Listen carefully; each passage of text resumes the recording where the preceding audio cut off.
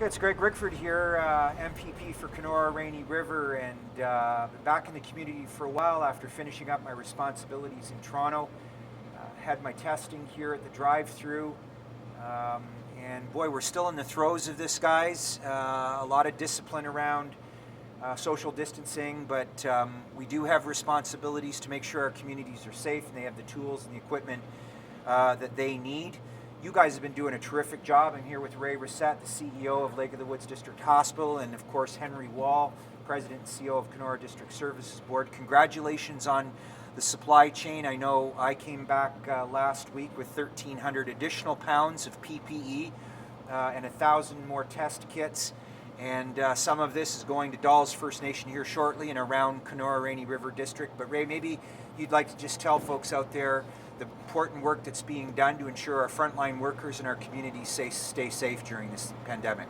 Yeah, so certainly the personal protective equipment is so important for staff safety and also to prevent the spread of infection. So I'm really pleased with the supply chain is now catching up to where it needs to be.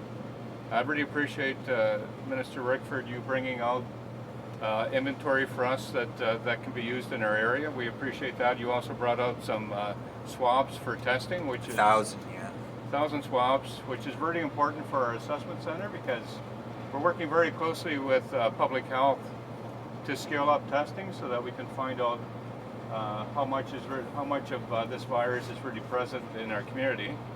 Very shortly, we'll be testing long-term care residents and staff, which is a very important initiative for the government, and because most of the deaths for COVID-19 in Canada and Ontario have been people in long-term care facilities. So, really important initiative that we'll be part of as well. In terms of the hospital and our inventory for PPE, I'm pleased to say that we're in much better shape than we were a month ago when we were wondering about would we have enough, but we do.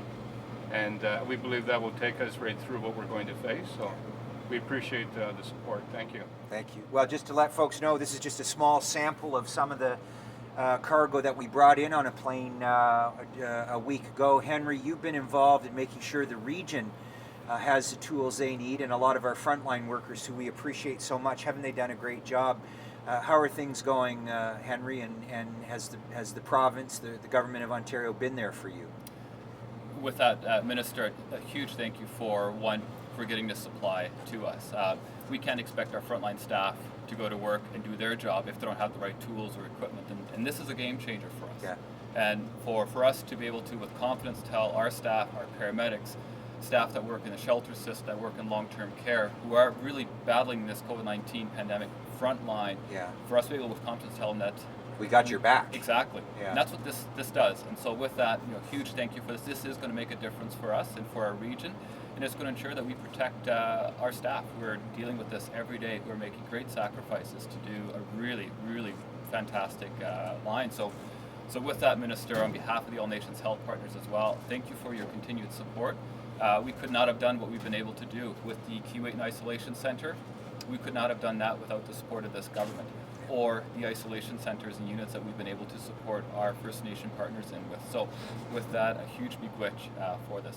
Well, we're going to continue to protect our communities and make sure they have the tools to stay safe. But folks, the weather is warming up. As you can see, it's a beautiful day, but we're still going to have to engage this social distancing and the basic principles of protecting ourselves, our families, and our communities, and we'll make responsible, measured steps forward as time goes on and health data supports that. Yeah, I'd like to just thank Minister for one more thing, and that is all the support he gave behind the scenes for us to get our testing for our COVID testing done in Winnipeg as opposed to Toronto. When we saw that happen, the comment we had was in lab and also with the medical staff that this was a game changer, that we took our results time from 7 days down to 2, sometimes even next day, what we're experiencing right now. Yeah. And just having results when you need them because you're trying to figure out, does somebody have something or not have something, is such an important issue. Yeah.